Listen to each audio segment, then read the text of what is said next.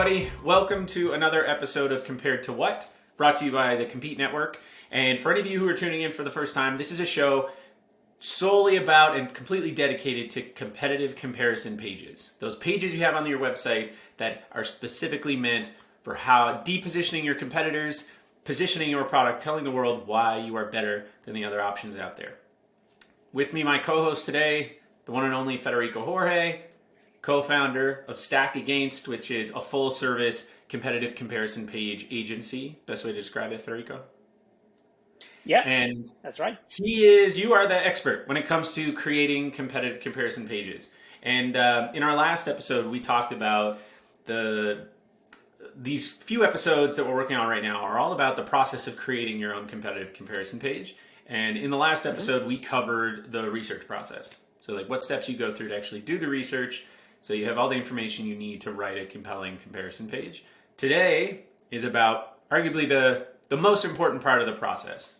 I would say you would say it's definitely the most important part, and it's all about copywriting. So how do you write compelling, clear, concise copy so that like for your competitive comparison page that is really going to convince your visitors, and then have them walk away clearly understanding why you're better in the competition. And so today you're going to be sharing best practices. Essentially, it's all about best practices on how to write compelling copy for your comparison page. I miss anything there, Federico?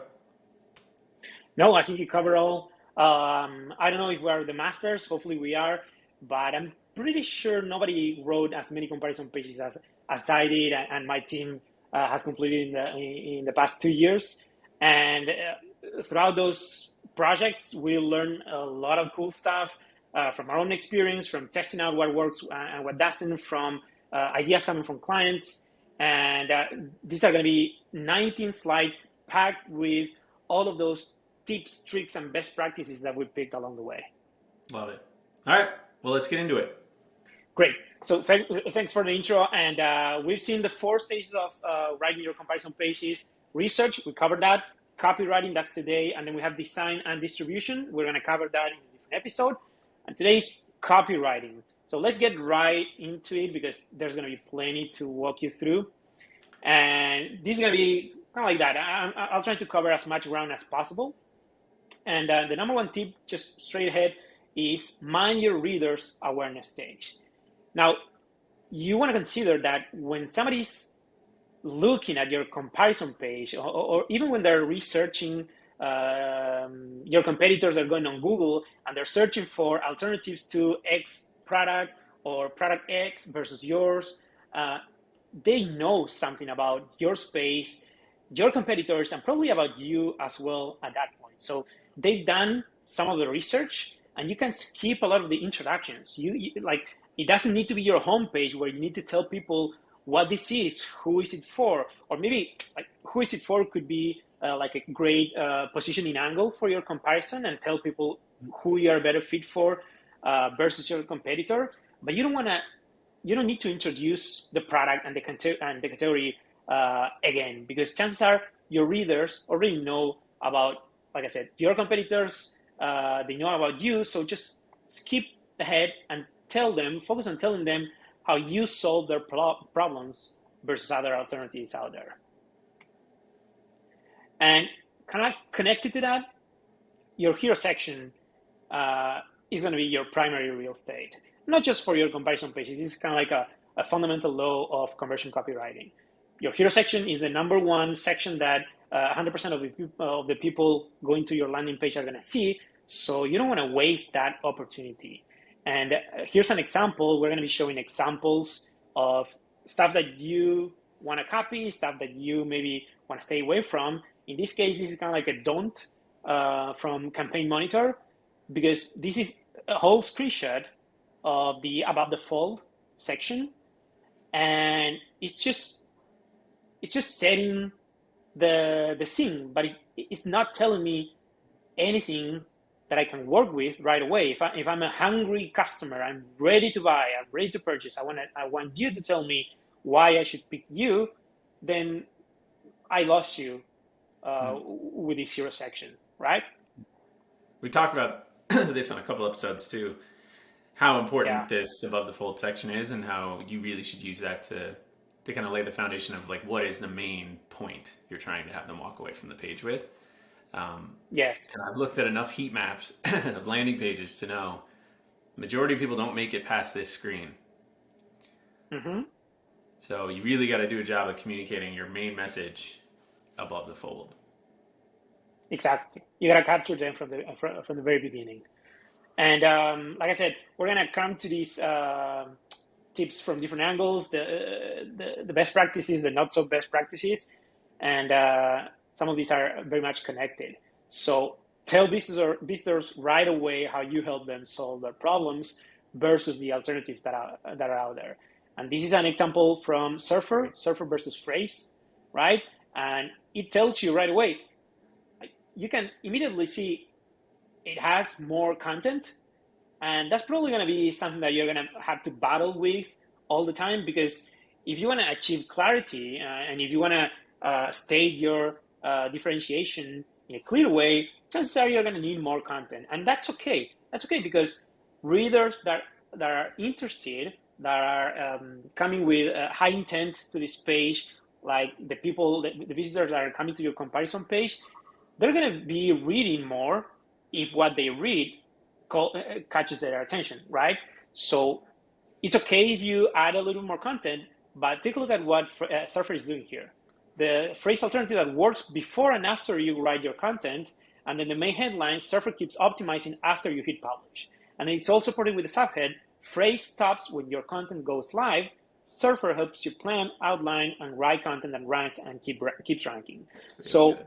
this whole hero section, it's all about the 1, 2, 3, telling you right away how we're different, right? And it's all done from the comparison angle, so people are not feeling lost. They're not coming to this page and wondering, oh, is this a comparison page? Did I end up in the correct place? No, it's pretty clear, but the copy does a better job at telling you the difference right away. I love this example.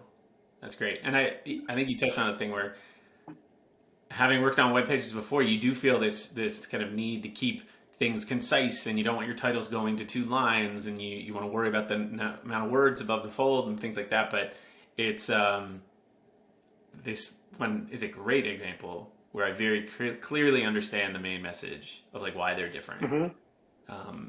Love that. Awesome. Okay, what else? Another way to, let's say, waste the main real estate that is your hero section is using these empty claims, right? Stuff like we are the best or we are the number one.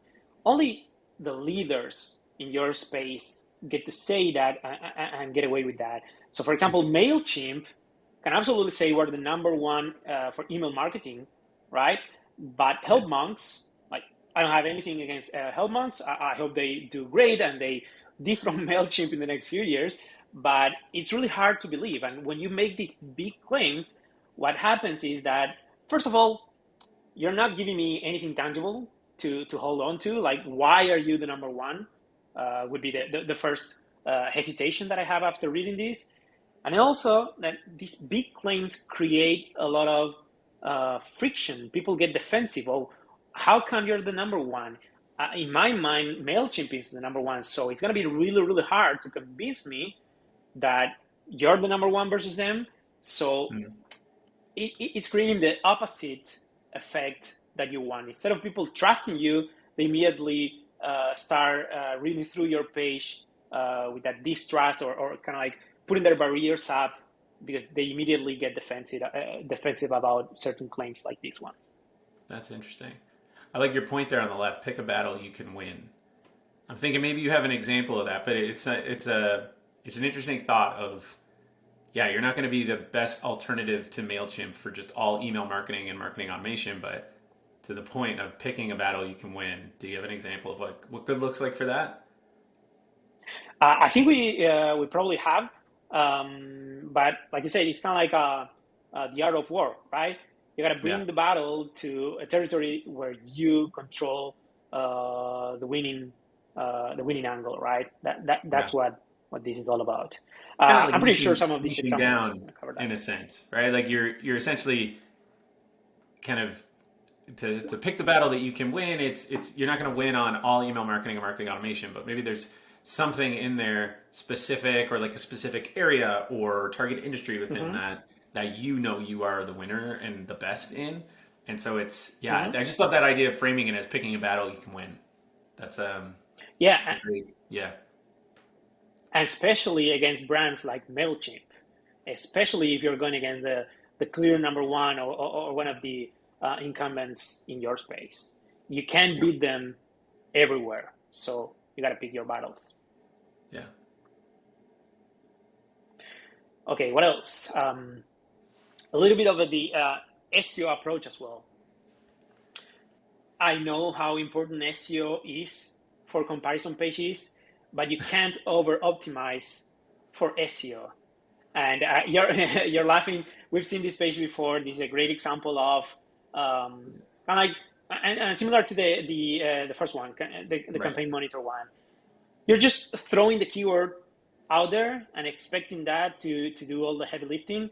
And that's not the reality. Like the keyword is not the message. The keyword is important. It should be there. You should try to get the aspect of Google's algorithm right, and get them to rank you for that particular keyword, because that's what you want. That's how you're going to be attracting relevant traffic to the page. But it shouldn't be all. So this is a good example of writing for SEO, not for humans. Yeah. And then this is a good example of how to do that differently, and how it fits the keyword into the narrative and is written in such a human way. Why choose Usign, the simpler, EU-friendly DocuSign alternative, right? And the keyword here is DocuSign alternative. That is I'm 100% sure that is the keyword that they're trying to rank for, but it is naturally embedded in the headline, and it's part of the story, right? You're already telling me it's the simpler, UI-friendly alternative. So this is a good example of how to weave your keywords in a way that persuasion doesn't suffer. And even a better example, in a nutshell, like right away, they use all of their hero section to tell me in a nutshell, if this is the only section that I read, I still get those 1, 2, 3 ideas of why I should choose that. Yep. Okay. And here's a trick on how to get those very, very important keywords in your headlines, again, without hurting the persuasion aspect of your headline. So this is an idea we use frequently, which is having a pre-header. We call this little piece of text here above the main headline a pre-header. So in terms of SEO optimization, we tag this, the HTML tag for this is the H1. So we're signaling to Google that this is the main or the most important headline, and the main keyword, which is podium alternative, is part of the H1, which is, if you come from an SEO background, you're going to understand why it is important to have your main keyword as part of your H1. But the main keyword that we want people to read and like get the message from is this one here, the big one.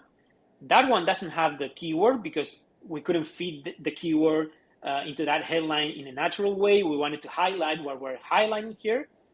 So this is the H2 on the zero section. Oh, sorry.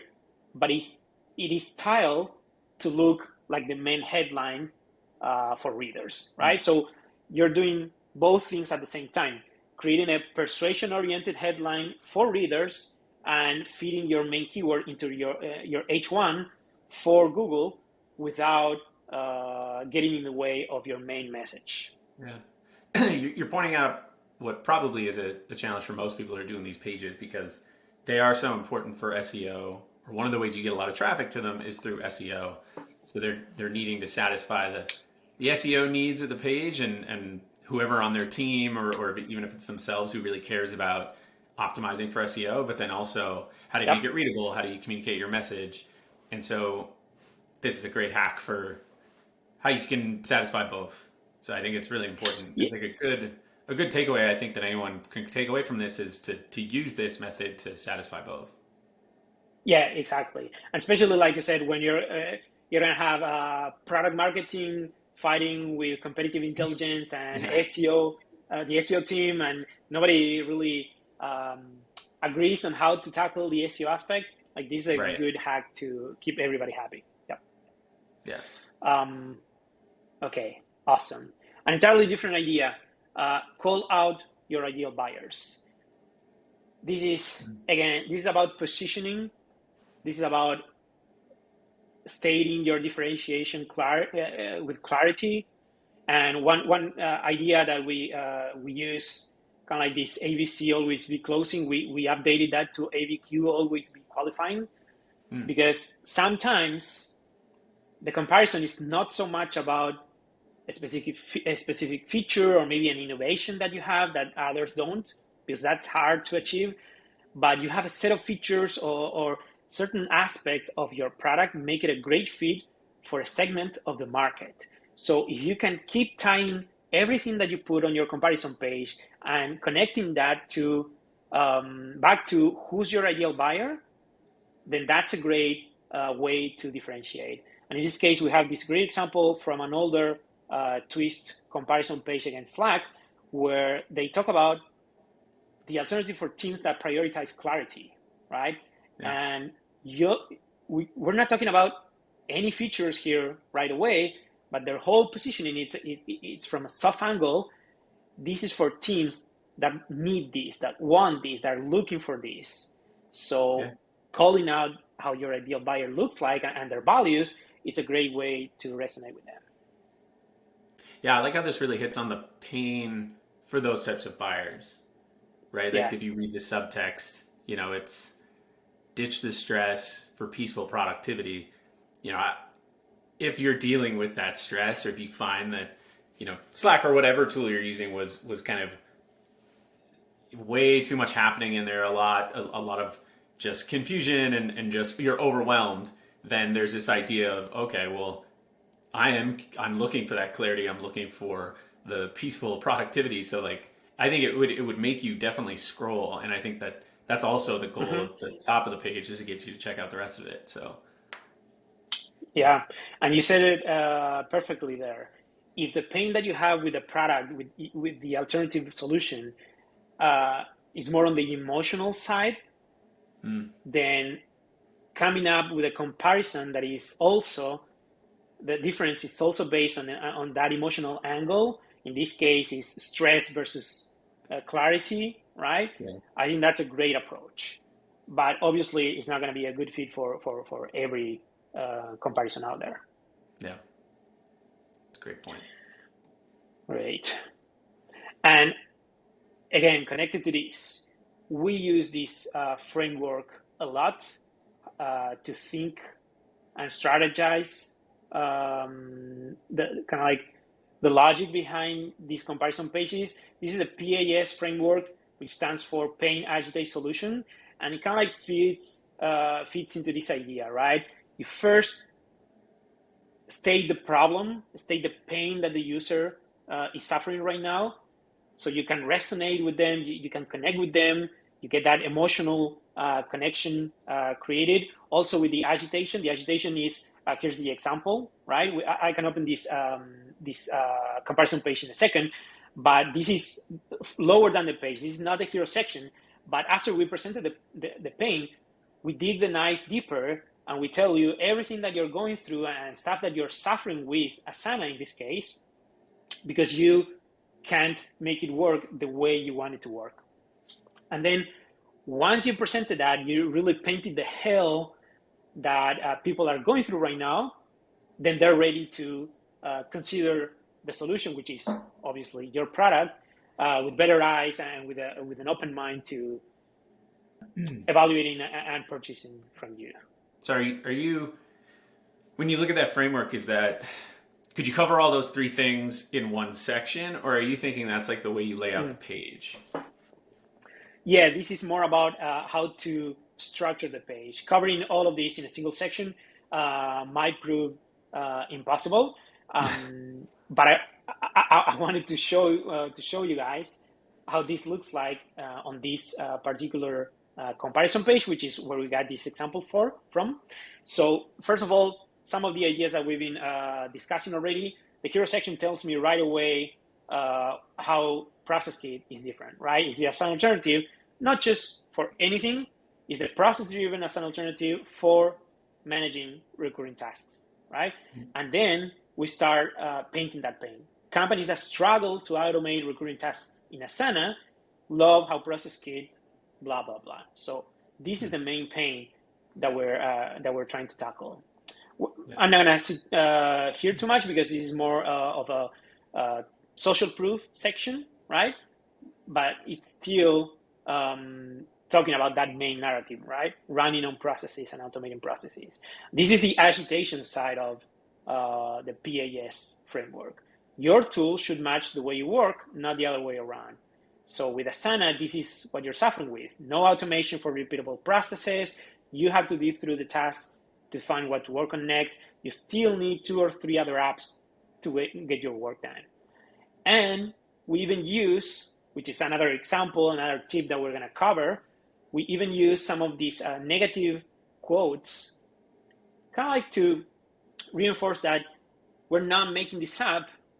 This is stuff that we hear from real users on reviews or when they're migrating, switching to us after trying Asana, right? Mm-hmm. And then once we presented the pain, once we agitated that pain, we present the solution. Turn distraction into focused productivity.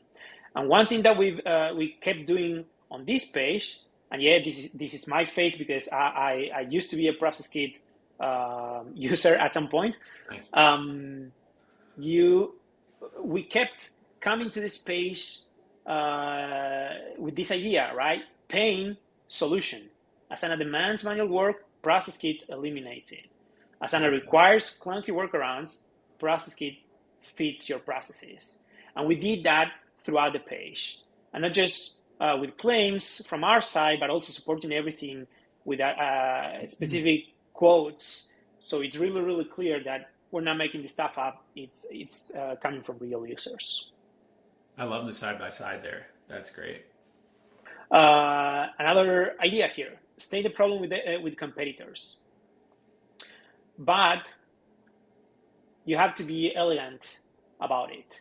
And at least from our side, we have different kind of clients. Some products are more comfortable being a little bit more aggressive, right? Others, they feel like they can call out their competitors by name, or maybe they want to be more sophisticated because their tone of voice matches that. So one great way to solve this is that instead of attacking your competitor directly, you can state what the problem is and then attach that problem to the competitor. Similar to what we've seen with Process Kit, where we're not saying Asana is bad. We're just saying Asana is not built for this, right? And this thing that you're trying to do, Asana won't do it for you. So in this case, the example is, instead of saying Hostinger is slow, you say don't lose business due to a poor performing site, right?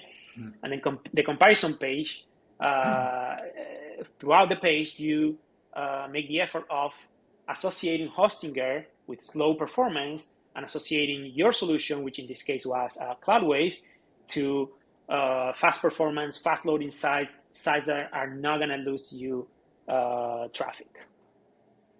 I like that. The second one is just also better copy too, because it just makes it more about the buyer, less about the competitor. Yep, yeah. Exactly.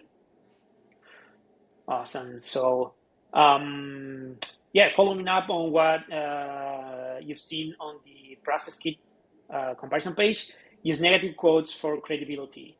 So, not every brand is going to feel comfortable doing this. We don't suggest this for every single project that we work on, but you can use negative quotes from your competitors or against your competitors to drive your point across. What this does is it turns your opinion into more of a fact, right?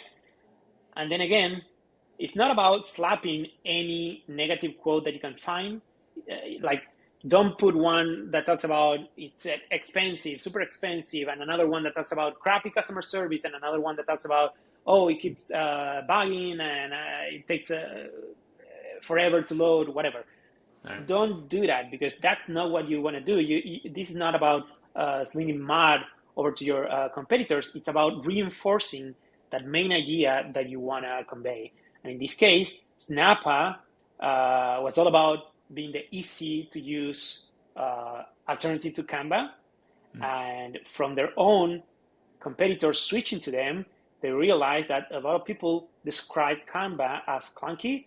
So they brought those testimonials, and again, they didn't just put them there, they constructed this whole narrative about customers calling Canva clunky. Yeah, I like that. Do you have tips for people on when they're looking for these quotes from customers? Like, because you bring up a good point. It's like if you're going to build one of these pages, sometimes customers don't want to go on the record like saying something negative about another company. Yeah. And have you seen people do it where it's like anonymous, and do you feel like that has a lesser impact, or have another, I guess, alternative? And I don't know if this is something you've ever done, but do you ever get people who just go to something like G2 and just pull quotes that I don't even know if that's something I have a right to do? Just curious. Yeah, I think there's different ways to tackle these. For me, the best approach would be, if you've been able to identify customers that switch from that specific competitor that you're going against to your solution, and you got a quote from them already, great. And if not, and you can reach out to them and explain, hey, we're building this page. We'd like to know your experience coming from them to us. And then if you can get those testimonials from them, then that's absolutely fair game, right? You can use their face, you can use their name, as long as obviously they approve to that. And the quote can highlight, we were struggling with this with Canva, and now that we switched to Snappa, this is our life now. And this was our hell with Canva, this is our heaven with Snappa, right? If you can construct a testimonial that sounds like that, then great, and use your customer real photo and name and all of that. If that's not possible because not every company has those resources at hand, then yes, going to Capterra, going to G2, both of those review sites have a search function, so you can search through your own reviews or your competitors' reviews, and you can try different keywords. Like in this case, clunky could be one. Another one would be customer support, and you can see what people say about customer support. Another one could be price, whatever your narrative is going to be. And try to find those keywords, and then find the quotes that talk about that. But don't try to shoehorn this idea, because if you find 3 testimonials in a sea of 1,000 reviews, then chances are you're forcing this idea into the page, and that's never going to work out. People are going to realize that it's not true. But if you've seen a trend, then yes, you can use this. And in that case, I would just do something like verified G2 review, something like that.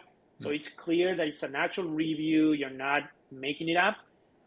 But if you're not getting permission from that specific reviewer to use it on your site, then I would stay away from using their names. Yeah. Okay. Good advice. Cool. Sell the features that sell the story. You don't need to mention every single thing that you have and they don't. Focus again on what reinforces that main narrative or main angle that you pick.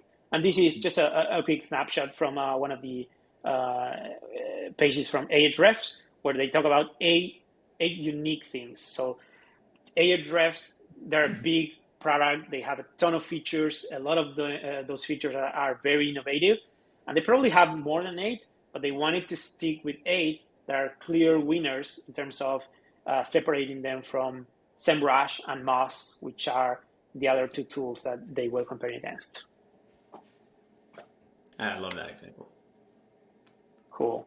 Okay, it's a comparison page, so don't be shy when highlighting the differences. Sometimes people forget, and maybe they highlight that comparison on the hero section, and then they forget about it the rest of the page. And the rest of the page kind of looks like a home page or a product page, and they're just start slapping, oh, this is a feature we have, and another feature, and another feature, and they forget about constructing the narrative from the comparison perspective. So always come back to the idea that this is a comparison. So in this case, this is a page we built for Doorloop, and the copy even states it very, very clear.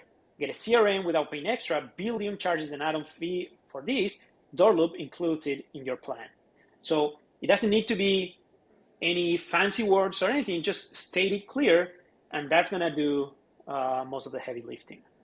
I think that's a good point, because we talked about this before. People just have a competitive comparison page template, and they just kind of pump it out for like 20 different competitors if it's a very crowded space, and then it is like they might personalize or customize one part, and then the rest is like a homepage. It's more just like value prop statements about their product, but it in no way ties it back to how it's actually different from the competitor they're comparing to on the page. And so I think it's a good. It also what comes to mind for me is like, don't start with trying to do 20 of these pages. Approach each one as its own project, and really try to do the job of explaining why you're different. Because it's just not going to be an effective page if it's all just a copy and paste. So it's a good point. Yeah. I think that's exactly the reason why people tend to copy paste those comparison pages. They want to do 20 at once. They're going to struggle through the third one, and then they're going to get lazy and, I'm going to copy paste this whole section, and boom, suddenly you have 20 pages. And you're right. And it would be really sad if you're discovering all of these things that you could highlight about you versus each competitor during your research stage, and then those details don't get to be on your page. So I think that's a great approach. Do 1, 2 at the same time, not 20. Awesome. And then same screenshot to highlight another idea. Use social proof to remove bias. And one of the most frequent questions that we get asked, hey, our comparison page is going to be biased. What happens if somebody lands on this page? Wouldn't they think this is going to be biased? Yes, correct. Chances are they think it's going to be biased when they land on your page. So you have to come up with strategies to remove or reduce that bias. And testimonials do that. They help you support your claims. So get a CRM without paying extra. It's about people believing you or not, unless you prove that that's actually what's happening, that Buildium charges for that and you don't. So testimonials help you support those claims.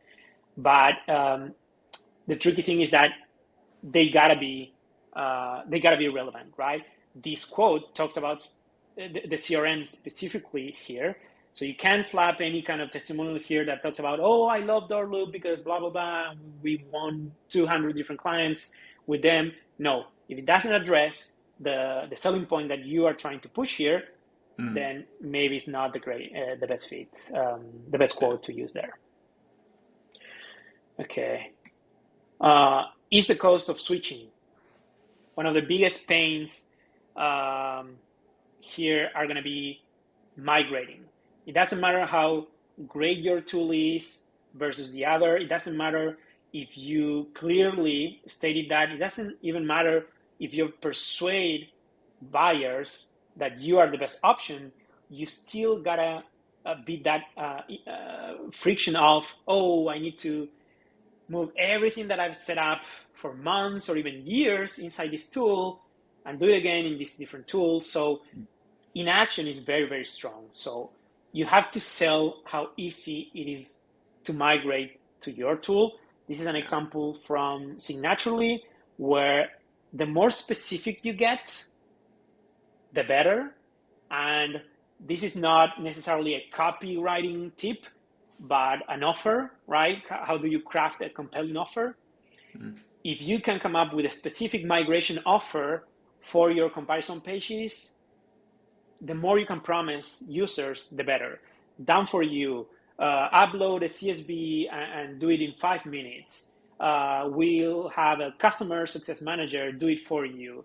Onboard your whole team. Anything that you can promise to make that transition as easy and frictionless as possible is going to help you push people over the fence. It's a really good point. I think the point there about inaction is powerful. It's very true. And I think that the great thing about this is, yeah, you could have a call to action at the end of the page that's like get a demo now or book a call or whatever, or sign up. Sign up is a great one if it's you can just go ahead and do it. But in a lot of cases where the migration is like more complex, I do think that you have to help them understand what the next action might look like, and it's like we can help you migrate it. Like we're going to make it easier for you, and so it gives them a suggested next step, or makes the next step seem less unknown or complicated or difficult. So yeah, yep, like it. Yep, exactly. And I've seen certain products create importing plugins that work from a competitor to your own product, right? Yeah. So for example, this is just a made up example, but maybe you have a full database of keywords that you're tracking on SEMrush, and Ahrefs wants to bring you to Ahrefs, obviously. So maybe they can engineer a little importing tool where you download a CSV the same way that SEMrush gives it to you, and you just upload that to Ahrefs, and you're done. You're tracking the same keywords in the same way as before in a new tool. So that's always a good idea. So again, it's not just copywriting, it's about how you offer the product. Okay, and now we're gonna see a bunch of tips for comparison tables. Comparison tables are a major aspect of comparison pages, but there's a lot of ways you can get them wrong, right? So we're gonna focus mostly on that, how you can avoid certain mistakes.